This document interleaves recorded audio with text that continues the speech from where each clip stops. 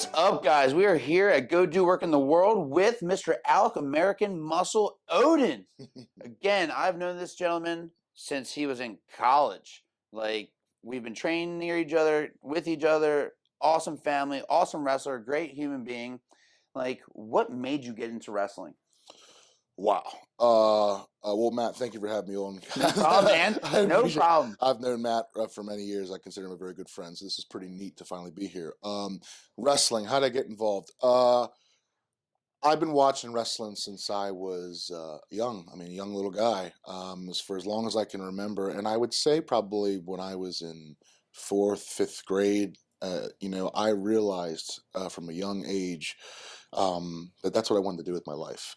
I would probably say I fell in love with pro wrestling probably because of two individuals, John Cena and Brock Lesnar. I would say those two guys are really the reason I fell in love with it. I watched those guys growing up, and I think their work is amazing. So I knew from young, I was like, this is what I'm going to do with my life. I went to school, went through middle school, went through high school, did what I had to do. But when I graduated high school, instead of going the collegiate route of athletics, I went to wrestling school, and I started my career at a high school and been doing it since. So, That's badass. yeah. Like, with wrestling, what was your first, like, organization that you worked with? So it's kind of, and that's a whole other funny story in itself. So I knew I wanted to get into wrestling. I didn't know where I was going to go. I knew there were wrestling schools out there, but like, where do you go? Where do you start? Just so happens MCW, which stands for Maryland Championship Wrestling, Which is here, and where are they mostly located at? they're in Joppa, Maryland. So, Okay, not too far from not us. far. I mean, really just down the road from us, really. And they had a school, and they've been very successful. MCW is considered one of the top 10 indies in the country. That's Just so awesome. happens it's 15 minutes from my house. That's a win. It's kind of strange. It all kind of worked out. It almost seemed like it was meant to be. But I discovered them. They were close. They had class. They offered new classes. And that was it. I mean, that's where I was going to start. So you start from there. What was your next step now? Where do you go from there? So pro wrestling is probably the most difficult thing I've ever done in my life, just because of it. There's so much detail to being a good professional wrestler, being a good entertainer, because we're entertainers, we're actors. There's so much more than just going out there and wrestling. So it takes time. Everyone develops differently. Some people develop in a couple years, like a guy like Leo Rush or Velveteen Dream, who came from MCW. They developed in a couple years. I mean, in 2 years, those guys were great. I think for me, I started in 2017, so we've been doing this for roughly 6 years now. I mean, given, obviously COVID, we had a couple years off, so you kind of have to keep that in mind. But call it a solid 5 years. I think 5 years in, that's how long it has taken me to truly understand the business. Like they say in the wrestling, if the light bulb goes off, the light bulb doesn't go off for everyone. Some people never get it. It's taken me a long time, but I finally understand what it's all about. And when I started wrestling, I mean, it's just, God, Matt, there's so much to it. I mean, you got to learn the basics. You got to learn how to be safe. There's safe workers, non-safe workers. You got to keep in mind, when I have your body in that ring, I could easily kill you. You could kill me if I'm not safe, if I don't know what I'm doing. I mean, I'm throwing your body on the ground. You're trusting me with your life. So in the beginning, the goal is to be safe. Learn how to do the maneuvers safely and not hurt anybody. And then once you get through that, okay, now you know how to physically wrestle, but do you even know why you're doing anything? Why you're doing that? Why would you do that? Why does that make sense? Why does this make sense? That's a whole nother world of then trying to understand why you're doing what you're doing. And the development is just endless. Yeah. And I'll never end learning. Like, you're Always a constantly student. getting better forever. So the development has not ended. It will never end. But I can tell you that I've come a damn long way from when I started. That's for sure.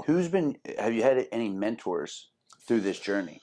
I mean, of course. So my coaches at the time were RJ and Dean, who are not there anymore. But those two individuals were key in my development in the beginning. I mean, they were my head coaches.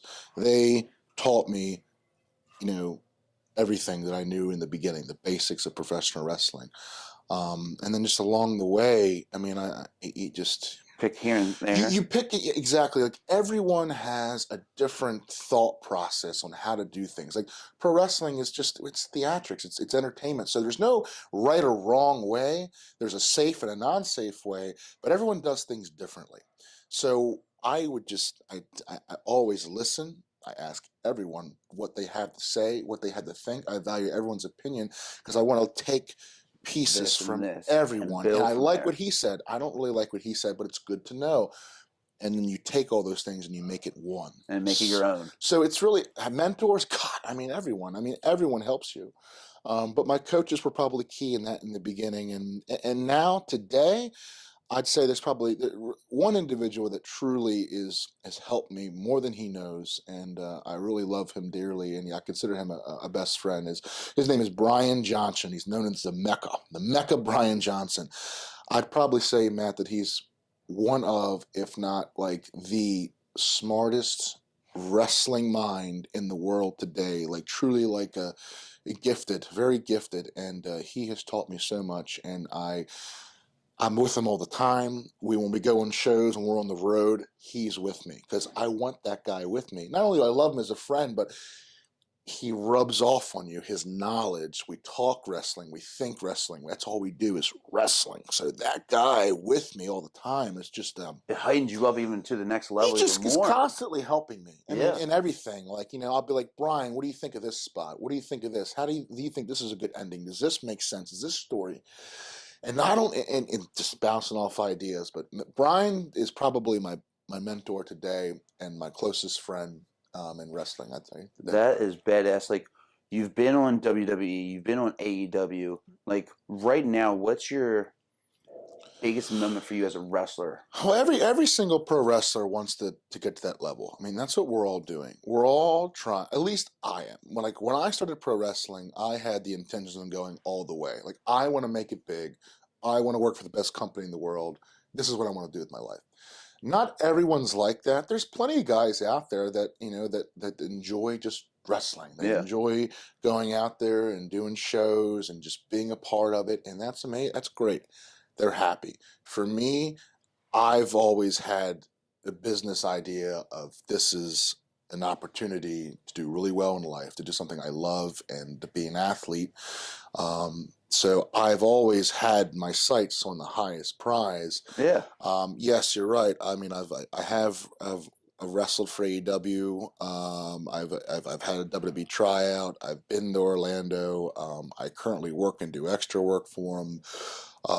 We're very close, and this is like the point in my career now where it's like it's a lot of wrestlers can get stuck in this phase. You're in the phase of you're ready, you look good, you know what you're doing, you know you have value, but are you going to get the opportunity to therefore show what you have to offer? Just waiting for that call. We're just kind of waiting, if you would, for the next opportunity to perform. So that's kind of the state I'm in. I'm ready. I'm in the best shape of my life. I have the best knowledge in this point of my wrestling career. I'm ready to go. I truly believe if I get a phone call tomorrow and they're like, Alec, you're coming down to Orlando. We want to see what you can do.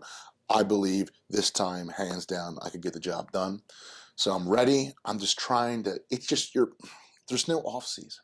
Yeah. In wrestling. You guys travel all day. You have to be constantly in shape, constantly on your diet, constantly doing your cardio, constantly in the weight room, constantly at training in the dojo during the week, actually getting your ring work in. So I love what I do, but it's constant, like because you constantly have to be ready and be ready because you don't know. You can get the call tomorrow and be like, you don't know what's going to happen. And if you're one of those wrestlers that were just like slacking off, you're going to be upset with yourself because you're like, I could have had the opportunity, but I didn't have it because I wasn't ready. Yeah. So that's the state I'm in, Matt. Just waiting.